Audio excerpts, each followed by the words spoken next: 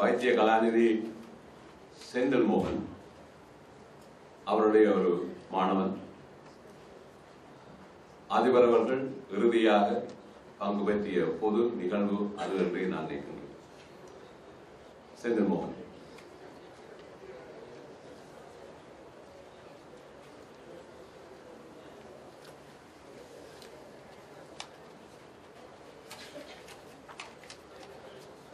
எல்லோருக்கும் வணக்கம்.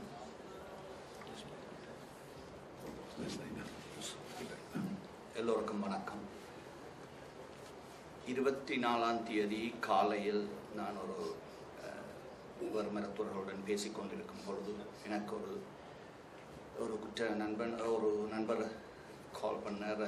அதிபர் காலமாகிவிட்டார், சாரி. எல்லாவற்றையும் விட்டு உடனடியாக போனேன். ஒரு அரை மணி நேரத்தில் அவர் காலமாகி அரை மணி நேரம் தான் இருக்கும் நினைக்கின்றேன். 40 ஆண்டு காலமாக என்னுடன் பழகி வந்தவர். சிறு வயதிலிருந்து பாடசாலையில் படிக்கும் பொழுதிலிருந்து எனது தாய் தந்தையரை விட நான் வேறொருவரின் காலில் விழுந்து ஆசீர்வாதம் பெறுவது என்றால் அதிபர் மட்டும்தான். அப்படிப்பட்ட ஒருவர் வளமையாக தனது அறையிலிருந்து நான் போகும் பொழுது கதைக்கும் அதே கதிரையில் சாதாரணமாக தூங்குவது போல் உட்கார்ந்தபடி காலமாகி இருந்ததை ஜீரணிக்க கொஞ்சம் கஷ்டமாகத்தான் இருந்தது. அவர் பல முகம் உண்டு. உங்களில் பலருக்கு தெரியாமல் இருக்கலாம், அவர் ஒரு சிறந்த தந்தை. அவரது பிள்ளைகள் பெரும்பாலானவர்களை பார்த்திருக்கிறேன். பொது வாழ்வில் ஈடுபடுபவர்கள் பலர் பிள்ளைகளை பற்றி கவனையினமாக அல்லது பிள்ளைகளின் வளர்ச்சியில் அக்கறை இல்லாமல் திரிவதை பார்த்திருக்கின்றேன். ஆனால் அவர் என்னுடன் பழகும் பொழுது, பேசும் பொழுது எத்தனையோ தடவை தனது குடும்பத்தினருடைய வளர்ச்சியை பற்றி பேசியிருக்கிறார். அவர் ஒரு சிறந்த தந்தை உட்பட. அதைவிட அவர் தனது எல்லா மாணவர்களினது வளர்ச்சியிலும் முன்னேற்றத்திலும் மிகுந்த ஈடுபாடு கொண்டவர். அதை பெருமையாகவும் கருதுபவர். இவர் பன்முகம் கொண்டவர் என்று நான் சொல்லும் பொழுது அவரது தமிழ் வரைவு, என்னுடன் இந்திய சினிமாவை பற்றி பேசுவார், என்னுடன் இந்திய அரசியல்வாதிகளை பற்றி பேசுவார், ஈழத்து அரசியலை பேசுவார், கல்வித்துறையை பற்றி பேசுவார். எல்லா துறைகளை பற்றியும் பேசக்கூடிய ஒரு மாமனிதர். இவரை நான் அண்மையில் தமிழ் இனி வெல்லும் என்ற நிகழ்ச்சியை டிஇடி தொலைக்காட்சியில் நடத்தும் பொழுது அவரை முதன்மை விருந்தினராக வருமாறு அழைத்தேன். அப்பொழுது அவர் உண்மையில் சுகீனமுற்றிருந்தார். ஆனாலும் நான் சொன்ன விடயத்துக்காகவும் தமிழ் சிறுவர்களின் பேச்சாற்றலுக்காக உருவாக்கப்பட்ட நிகழ்ச்சி என்று நான் சொன்னதும், அத்துடன் நான் பழையமானவன் என்ற காரணத்தாலும் அதை ஒத்துக்கொண்டார். தான் எப்படியும் பெறுவேன் என்று சொன்னார். அதேபடி கலந்து கொண்டு என்னையும் பெருமைப்படுத்தி அந்த விழாவையும் பெருமைப்படுத்தினார். நான் அவரிடம் சொல்வேன், நீங்கள் சார் என்ன தேவை, என்ன அவசரமாக தேவை என்று சொன்னால் என்ன கூப்பிடுங்கோ, நான் உடனே வந்துடுவேன், எல்லாத்தையும் கேன்சல் பண்ணி போட்டு வருவேன், நீங்கள் கூப்பிடுங்கோன்னு சொல்லுவேன். அவர் சொல்லுவார், இல்லை நீ பிஸி, நீ விடு என்று சொல்லி. இதுவரை ஒரு நாள் கூட அவர் என்னை கூப்பிட்டதில்லை. அவர் ஏன் தேவையின்றி யாரையும் கஷ்டப்படுத்தக்கூடாது என்ற கொள்கை உடையவர். எனது குடும்பத்தில் 12 பேர் தன்னிடம் மாணவர்களாக பயின்றதாக பெருமையாக சொல்வார். அடிக்கடி சொல்லுவார், என்னை விட உனது குடும்பத்தினருடன் நெருக்கமாக இருக்கக்கூடியவர் வேறு யாரும் இல்லை என்று சொல்லுவார். நான் ஒரு ஏர்ஜென்ட் கேர் சென்டர் ஆரம்பிக்க தீர்மானித்த பொழுது அவரை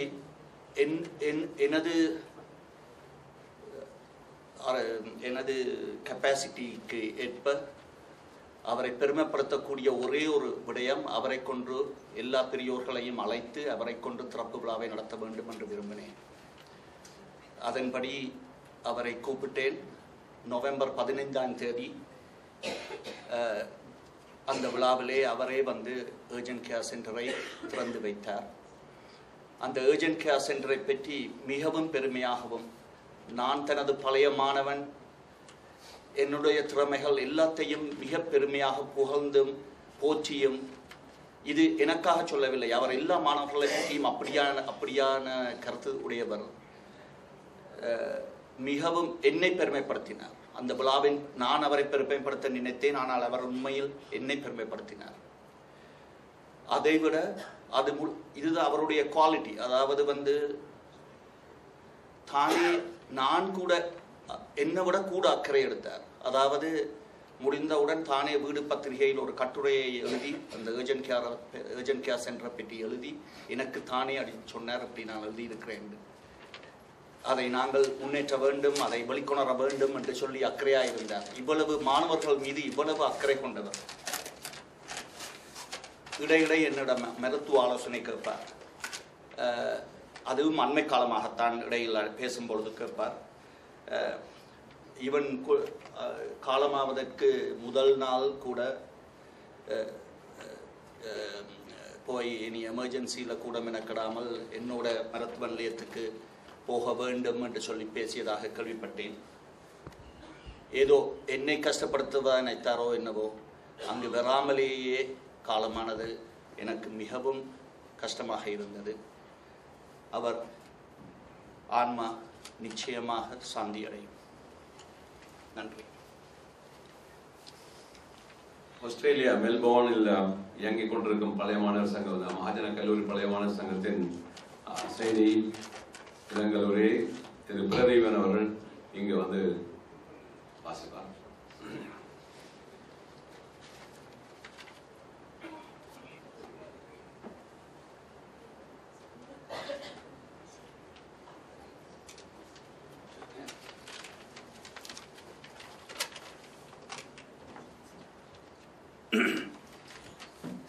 Sympathy message from Mahajanans of Victoria, Australia. The Mahajanans of Victoria are saddened to hear the death of our former teacher and principal, Mr. Ponnaya Kanahasabhavadi. Late Mr. Ponnaya Kanahasabhavadi was a zoology teacher at Mahajana College. He will be remembered for his extraordinary teaching ability, particularly the skill of remembering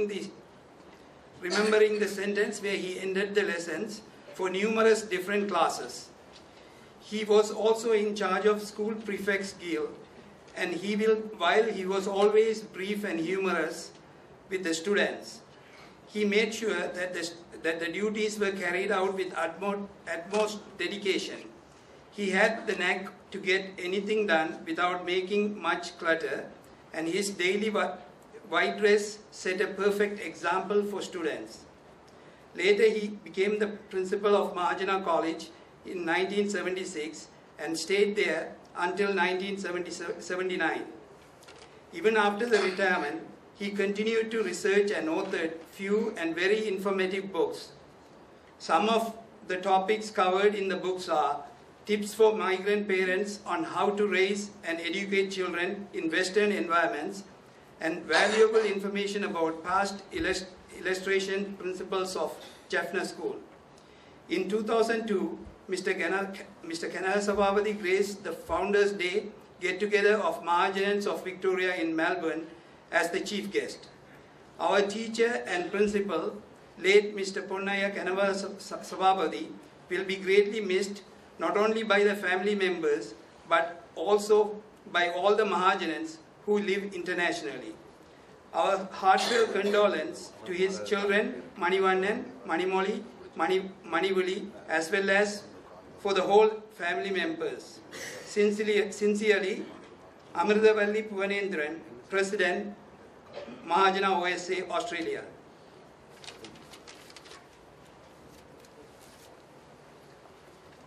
அதிபர் அவர்களுடைய குடும்ப வைத்தியர் திருமதி வைத்திய கலாநிதி Rajeswari Logan.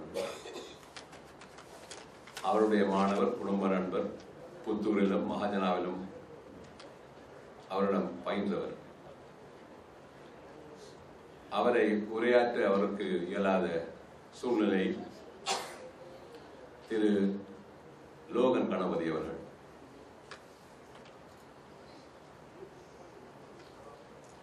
இருவரும் வந்தாலும் பரவாயில்லை, பாருங்க. வாங்க ராஜேஷ்.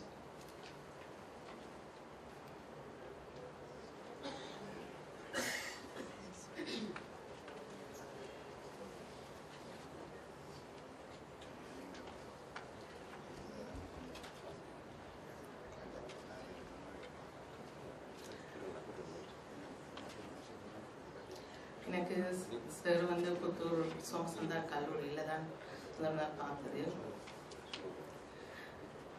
நான் புத்தூரில் படிச்சுட்டு அந்த நேரம் நான் புத்தூரில் இருந்து மகாஜனாக்கு அந்த நேரம் போகிறதுக்கு இருந்தது. என்னுடைய சகோதரி அந்த நேரம் அங்கே மகாஜனா பள்ளியில் படிச்சு கொண்டிருந்தாங்க. ஸோ இது வந்து கிரேட் 7 நடந்தது. நான் கிரேட் 8 அப்புறம் வந்து போயிருந்தேன். அந்த நேரம் தான் சார் எங்களோட புத்தூர் சோமசுந்தர ஸ்கூலுக்கு வந்தது. அப்போ சார் சொன்னார், நீங்கள் எல்லாரும் இந்த பள்ளத்தை விட்டுட்டு போனால் இங்கே பள்ளிக்கூடத்தில் யார் இருக்கிறது படிக்கிறது, நீர் என்ன காரணத்துக்காக போறீர், இங்கே நில்லும், நமக்கு நல்ல டீச்சர்ஸ் எல்லாத்தையும் அரேஞ்ச் பண்ணி தரலாம். புத்தூர் பள்ளிக்கூடம் முந்தி என்னென்று ஒரு குமாரசாமி பிரின்சிபல் இருக்க என்ன மாதிரி நல்ல நிலையில் இருந்ததோ அதே நேரம் மாதிரி நான் இந்த பள்ளிக்கூடத்தை திருப்பி கொண்டு வருவேன்.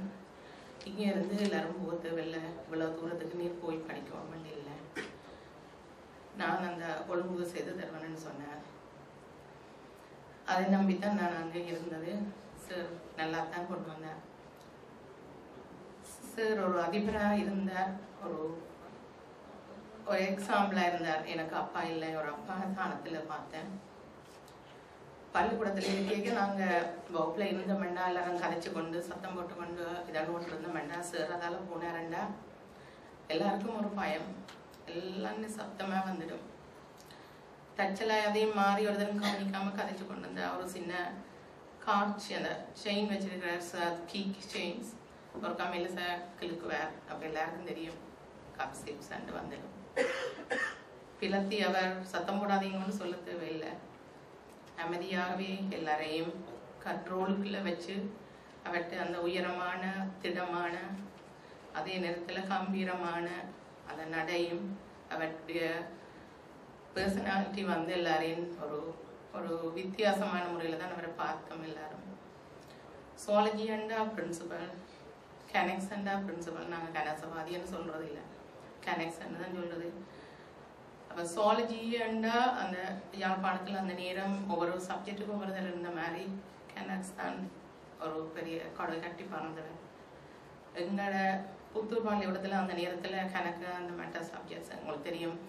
நாங்கள் யூனிவர்சிட்டி போகணும், நான் சின்ன வயதுலேருந்தே மெடிசன் செய்யணுமென்ட்டு எனக்கு ஒரு ஆசை, விருப்பம், நிறைய ஆட்களுக்கு ஹெல்ப் பண்ணணும்னு ஆசை. அந்த வகையில் நான் அதுக்காகத்தான் நான் யோசித்தது. ஆனால் அந்த நேரத்தில் வேறு சப்ஜெக்ட்ஸுக்கெல்லாம் மாஸ்டர்ஸ் எல்லாம் இல்லை, நான் டியூஷன் அப்படின்னு போகல.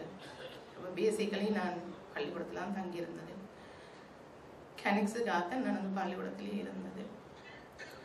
கனெக்ஸ் வந்து ஒரு என்னன்னு சொல்கிறது, அவர்கிட்ட உக்கல்லையும் இதுலேயும் தான் நான் ஒரு டாக்டர் அன்றைக்கு இருக்கிறேன். நான் அங்கே இருந்து போய் இந்த 11ஆம் வகுப்பு படிக்க இவர் அங்கே விட்டு எங்களோட புத்தூர் பள்ளிக்கூடத்தை விட்டுட்டு திரும்ப மகாஜனுக்கு போயிருந்தேன்னு வந்தது. அப்போ எல்லாரும் பெரிய ஊர்வலம் செய்தாங்க, வழியில் சத்தம் போட்டாங்க கொண்டாங்க. ஒருத்தருக்கும் துணிவில் போயிட்டு நேராக கதைக்கு கிடைக்கும். அதுக்கு முன்னாலும் சில சந்தர்ப்பங்களில் நான் பிரின்சிபலோட தனியாக வேறு விஷயங்கள் கதைச்சிருக்கேன். அந்த விதத்தில் நான் போயிட்டு கேட்டேன், என்ன சார் நீங்கள் என்ன போனான்னு போட்டு நீங்கள் இப்போ போகிறீங்க, இடையில விட்டுட்டு போகிறீங்க, உங்களை தானே மலை மாதிரி நான் நம்பி இருந்தேன். நான் சார் சொன்னார், ஓகே நீர் யோசிக்காதே, நான் ஏதாவது விதத்தில் உங்களுக்கு ஹெல்ப் பண்ணுறேன். அப்போலாம் தான் நான் ஒன்றும் பறையில் அழுதுட்டு வந்துட்டேன். சார் போயிட்டேன். இருந்து பார்த்தா எனக்கு முதல் சர்டிஃபிகேட் தராத சார் இது அங்கே இருந்தோடனே எனக்கு செய்தி அனுப்பினார். ராஜேஷ் நீர் முந்தி போயிருந்த நீர் வேற வேணுமெண்டா வேறும் அப்படின்னு சொல்லி அப்போ நான் பின்னால் கனவேர் சேரத்திலிருந்து திருதி கொண்டு மாஜனா போனது. அதில் நான் மூர்த்தி சேர்ந்து நாங்கள் சிறந்த வாழ்க்கையில் நிறைய துன்பங்கள் உங்களுக்கு தெரியும். வைஃபை வெளிய இழந்தவர், மகனை எல்லாம் வயதில் பார்த்தவர் இழந்தவர். அந்த நேரத்தில் கூட சார் சொல்லுவார், நான் என்னது இருக்கிறேன், நான் தான் அவருடைய ஃபேமிலி டாக்டர். அப்போ சொல்லுவார், நான் மலை மாதிரி இருக்கிறேன்னு என் மகனை இழந்துட்டேன். ஆனால் உங்கள் எல்லாருக்கும் தெரியும், சேரே ஒரு மலை, அவரே இப்போ நாங்கள் எல்லாரும் இழந்துட்டு இருக்கிறோம். இப்போ இவர் வாழ்க்கையில் வந்து பிரின்சிபலாக மட்டும் இருக்கலவே, நீங்கள் வந்து ஸ்கூல் வழியை உங்களுக்கு தெரியும் எல்லாருக்கும் கணக்கு கவுன்சிலிங் அதுகளுக்குள்ள நிறைய எங்களோட இளம் சமுதாயத்துக்கு நிறைய செய்திருக்கிறார். புத்தகங்கள் எழுதியிருக்கிறார். பெற்றோரை பற்றி என்ன மாதிரி பிள்ளைகளை வழிநடத்தணும்னு எழுதியிருக்கிறார். ஈவன் மருத்துவத்தை கூட விட்டாரா, மருத்துவத்தை கூட எழுதுவார். அதில் தன்னுடைய கதையை கூட பேப்பரில் எழுதி கொண்டிருக்கிறேன்னு சொல்லுவார். எழுதினார், எல்லா விதத்துலேயும் எழுதினார்.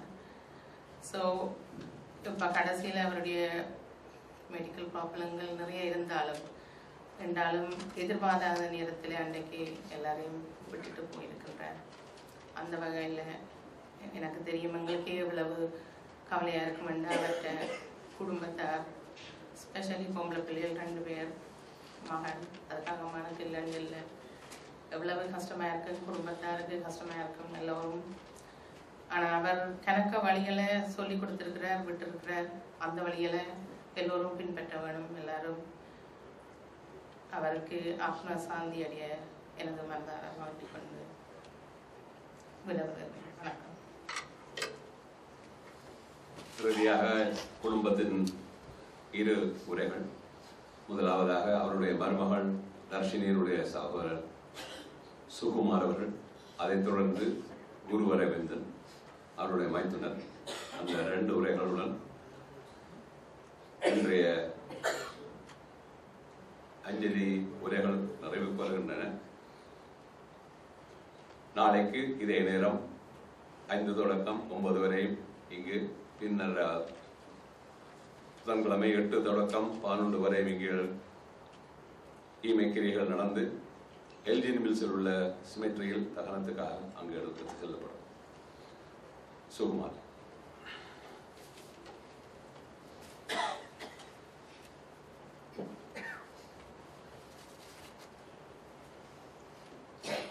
குரு சுககாந்த்.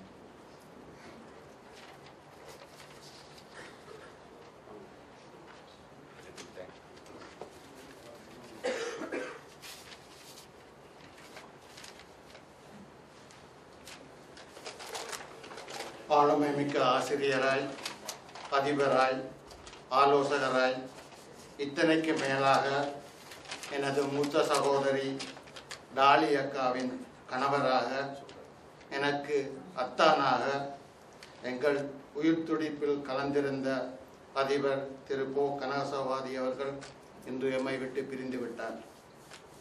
சின்ன வயதிலே தந்தையை இழந்த எனக்கு வழிகாட்டியாக 2 இருந்தார்கள். ஒன்று எனது மூத்த சகோதரர், லங்க வங்கியின் ஜெனரல் மேனேஜராக இருந்த அதி உயர் பதவியில் இருந்த திரு சிவகணநாதன் அவர்கள். அடுத்தது எனக்கு அத்தானாக வந்த திரு கனகசவாதி அவர்கள்.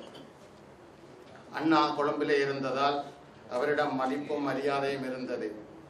ஆனால் அத்தான் எங்களுடன் ஒரே வீட்டில் உடன் இருந்ததால் எங்கள் இன்ப துன்பம் எல்லாவற்றையும் எங்கள் அத்தானுடன் என்னால் பகிர்ந்து கொள்ள முடிந்தது. துடுப்புழந்த படகு போல தத்தளித்து கொண்டிருந்த எங்கள் குடும்பத்துக்கு அவர் ஒரு துடுப்பாக மாறினார். எங்கள் படிப்பு முதல் கொண்டு எங்கள் திருமணம் வரை அவரே முன்னின்று நடத்தி வைத்தார். எனது தாயாரின் ஊரான சண்டிலிப்பாய்தான் அவரது ஊராகவும் இருந்தது. ஏற்கனவே உறவினராக இருந்ததால் அவரை நாங்கள் நன்கு தெரிந்து வைத்திருந்தோம். புலம்பெயர்ந்த இந்த மண்ணில் கடைசி வரை எங்கள் உறவு பாலத்தை கட்டி காத்தார். எங்கள் குடும்பத்தில் மூத்தவராகியால் அவரது வீட்டில் உறவினர் எல்லோரும் புது வருடம் பிறப்பதற்கு முன்பாக 31ஆம் தேதி சந்தித்து எல்லோரும் இரவு விருந்துண்டு அவரிடம் ஆசி பெறுவோம். அவரோடு நெருங்கி பழகியவருக்கு மட்டும் தெரியும் அவரது மனசு குழந்தை மனதென்பது. மூட நம்பிக்கைகளை அவர் வெறுத்தார். புலம்பெயர்ந்த மண்ணிலே தமிழ் நிலைக்க வேண்டும் என்பதில் தன்னாலான முயற்சிகளை மேற்கொண்டார். யாருடைய மனதும் கோணாமல் எல்லோரையும் அரவணைத்து செல்லக்கூடியவர். குறித்த நேரத்துக்கு முன்பாகவே வந்து நிற்பார். விழா முடியும் வரை காத்திருப்பார். என்றுமே 2 தோணியில் அவர் கால் வைத்ததில்லை. நல்லதோ கெட்டதோ அவரிடம் இருந்துதான் முதல் செய்தி எங்களுக்கு வரும். பிறந்த நாளில் வாழ்த்துவதற்கென்று அவர் தயங்கியதில்லை. ஆனந்த விகடனில் எனது முதல் கதையை வந்தபோது என்னை விட அவரிடம் இந்த மகிழ்ச்சிக்கு அளவே இல்லை. அதே போலத்தான் கலமகள் குறுநாவல் போட்டியில் எனக்கு பரிசு கிடைத்த போது தனக்கு தெரிந்த எல்லோருக்கும் சொல்லி புகழ்ந்திருந்தார். அவர் மூலம்தான் எனக்கு பல லக்கிய நண்பர்கள் கிடைத்தார்கள். உறவு முறை எங்களுக்கிடையே இருந்தது. வெளியுலகிற்கு நான் குருகரவிந்தனாகவே இருந்தேன். இன்று காலை கூட நெருங்கி பழகும் ஒருவர் நீங்கள் அவருடைய மைத்துனரா என்று இப்பொழுதுதான் தெரியும் என்று சொல்லி ஆச்சரியப்பட்டார். அவர் அவராகவே இருந்தார். நான் நானாகவே இருந்தேன். பிரிவு துயர் என்றால் என்ன என்பதை கடந்த சில நாட்களாக எனக்கு வரும் தொலைபேசி அழைப்புகளும் மின்னஞ்சல் முகநூல் என்னால் புரிந்து கொள்ள முடிகிறது. மனைவியை, மகனை, பெற்ற தாயை அடுத்தடுத்து இழந்த போதும் அவர் மனம் தளர்ந்து போகவில்லை. அந்த சோகத்தை மறப்பதற்காகவே பூந்தோட்டத்திலும் லக்கிய ஒன்று கூடலிலும் கலந்து கொண்டார்.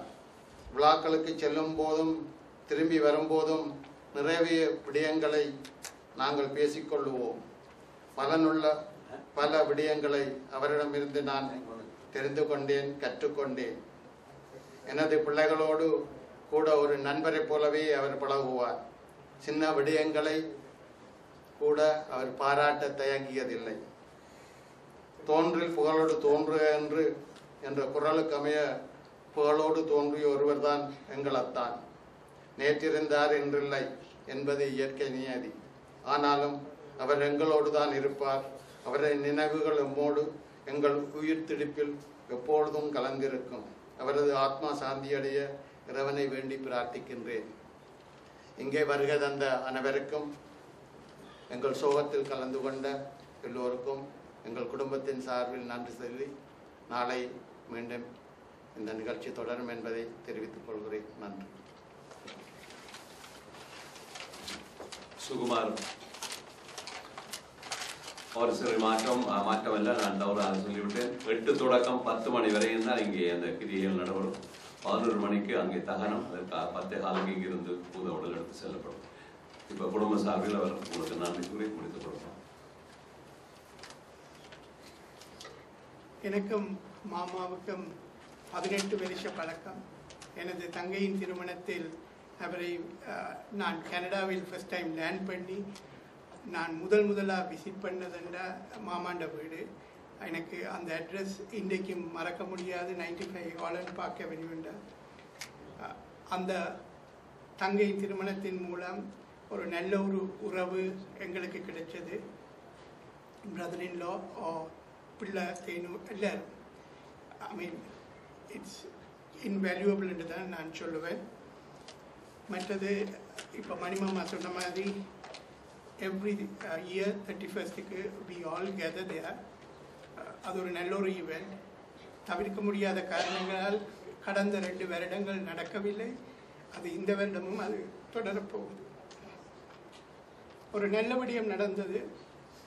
கடந்த சம்மருக்குள்ள மாமா அவர்கிட்ட குடும்பத்தோட யூஎஸ்க்கு வந்து எங்களோட நின்று நல்லா என்ஜாய் பண்ணார். ஆனால் அப்பவும் அவர்கிட்ட குறை என்னண்டா தன்னை கொண்டாந்து வச்சு நீங்கள் எல்லாம் கஷ்டப்படுறீங்கன்னு தான் சொல்லுவார். அப்படி மெட்டாக்களுக்கு கஷ்டம் கொடுக்கக்கூடாதுன்னு நினைக்கிறவர் மாமா. எந்த ஒரு பர்த்டேயோ அனிவர்சரிஸோ அவர் என்றைக்குமே தவற மாட்டார். மாமாவை நான் இன்னொரு விதத்தில் மிஸ் பண்ணுவேன். டிவி ப்ரோக்ராம்ஸ் எல்லாம் வீட்டை வரும்போது சுகு நீர் அது பார்த்த நீரா அது எப்படி இருந்துச்சு, அது சூப்பர் சிங்கர் எப்படி முடியும், அப்படி எல்லாரோடையும் கலந்து பேசுகிறவர் மாமா. அதை நான் கட்டாயம் மிஸ் பண்ணுவேன். என் குடும்பமும் மாமாவை மிஸ் பண்ணுவேன்.